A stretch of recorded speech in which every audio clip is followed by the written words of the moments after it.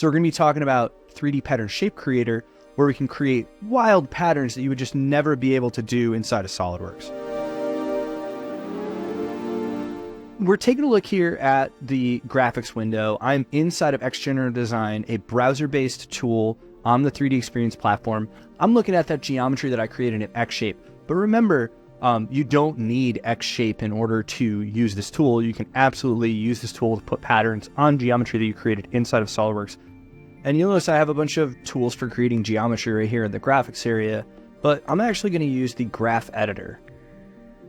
And inside of the graph editor, what I'm able to do is start using these tools in here to manipulate the geometry. All right, now the first thing I have to do is get that geometry into my graph area.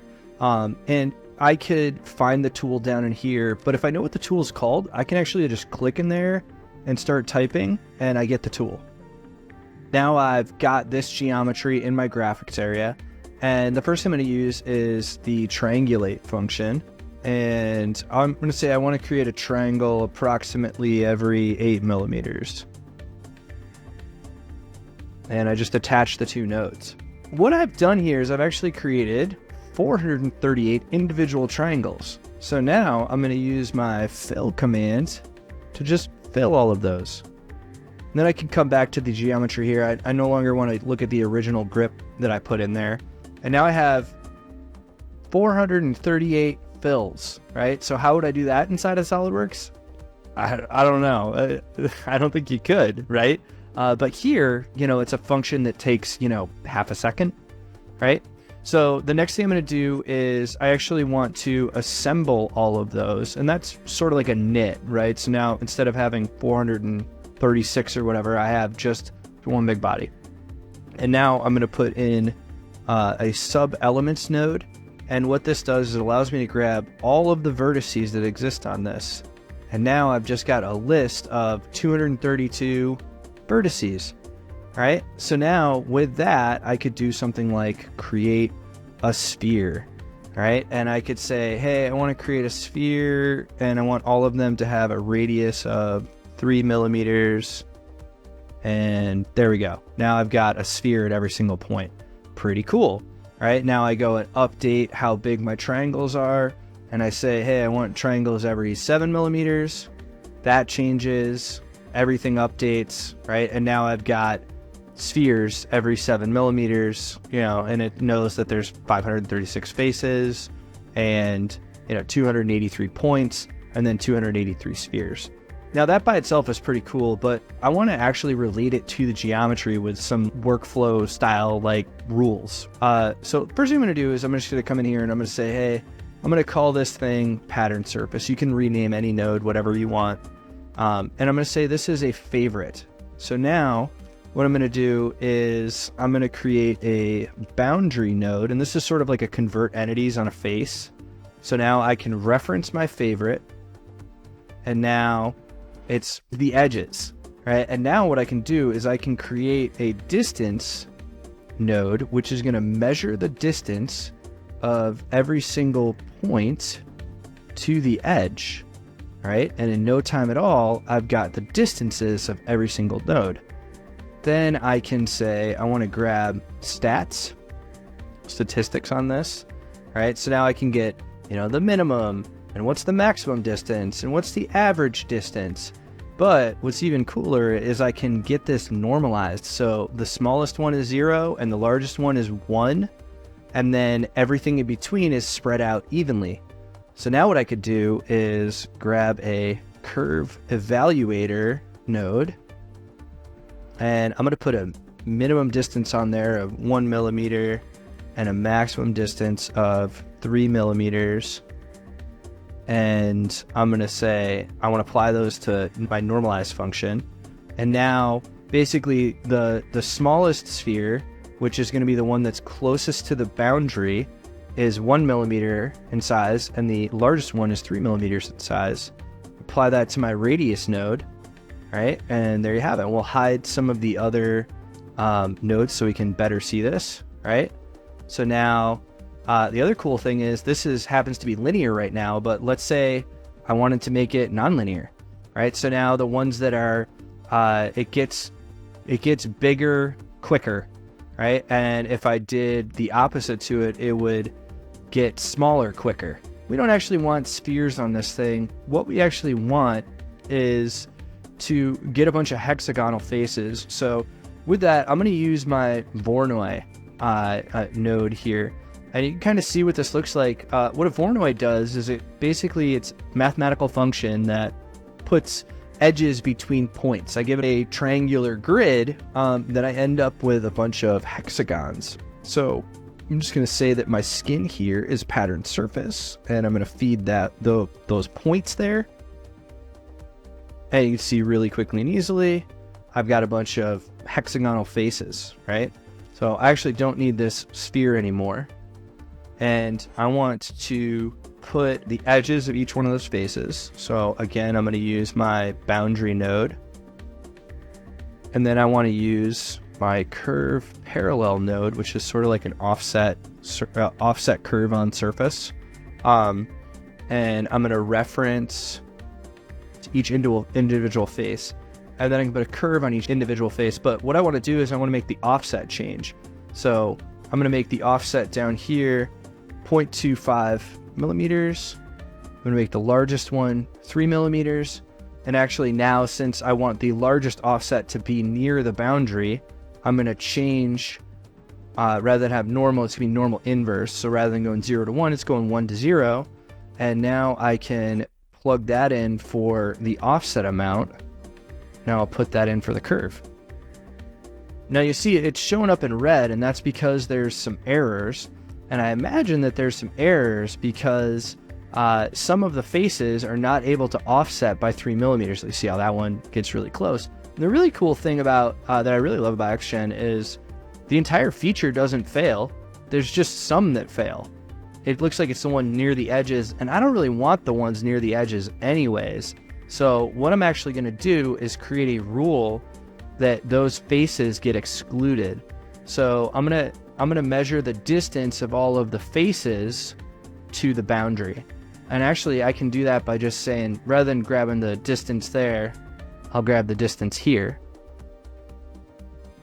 And then what I can do is I can say anything that's less than or equal to 0, I want to use my dispatch to actually get rid of it.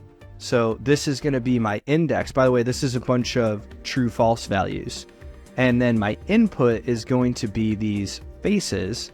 And now it's essentially just going to remove every face that shows up with a true value, right? So true being less than or equal to 0, right? And now I can just say, rather than everything referencing these faces, I want everything to reference the excluded faces, or the faces with the exclusions. Cool. And you notice that my errors are now gone. And maybe my offset towards the edge was a little too big, so I'll change that maybe to 2.5 millimeters instead. And now I'll go ahead and split those faces out. So this is going to be what I split with. These are going to be the faces that I split. And there we go. There's all the split faces. And now I could even apply some thickness to those. So we'll say 1 millimeter thickness is probably pretty good. And I always know that it goes in and not out, so I'm just going to flip it. Cool. So now got that thickness there. But really, I want those smaller faces to be less thick. No problem. All right, I'll just do curve evaluator, and I'll make my minimum height 0.1 millimeters and my maximum height 1 millimeter. And this time it's going to be normal because the smaller one's going to be closer to the edge. And now I'll just apply this to the thickness. So you see those ones are smaller, and then as I get closer, as I get larger faces, they get thicker. Now what I also really like is you can even apply this to colors. So I'll choose a color gradient, and now I can say I want to colorize with these colors, I want to colorize these objects. Cool. So now if we hide everything else, you see I got this really cool color gradient with a bunch of different sizes. Now, I really like this, except for the fact that these hexagons aren't really regular. That's because this was created with that triangulate node that kind of does it's like a best fit. But if I really wanted a true triangular grid around here, I could create a bunch of nodes that are specific to the shape and create those triangulated points on there. And I've actually already done that inside of another tool that I've created as myself, just by saving out a bunch of nodes. You see, I dropped that in there. Right now, this is looking for a pattern surface and a cross-sectional plane. Now I've got a whole bunch of points that are all evenly spaced. If I were to swap these points out with these points, you can see that I end up with much more regular hexagons, right? And I could go around and play with those numbers in there, and we can actually see what this actually looks like, because I can expand it out at any point. And by the way, if you want to make sure that nobody edits your user operator, you can also make it so that they're unable to edit it. I think it ends up being a pretty cool pattern. I also wanted to show you the fact that you can actually, rather than using a user operator like we did, you can even just copy paste, right? So this is actually just from a different model. I've just copied this and pasted this geometry in here. And now I have this other pattern that was actually applied on a different type of handle.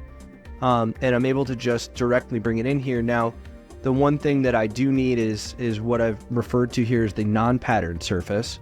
So I'll just grab another input, and that's so that this pattern can interface with the other bases. It's actually gonna split some stuff away. Pretty quickly, that pattern is put in, and you can actually see why I call this pattern the lumpy diamond gradient. We'll put no edges on it, so it's a little bit easier to see. But you can see it. What it's doing is it's blending these diamond-shaped lumps, where close to the edge it's almost zero, and then further away it's larger.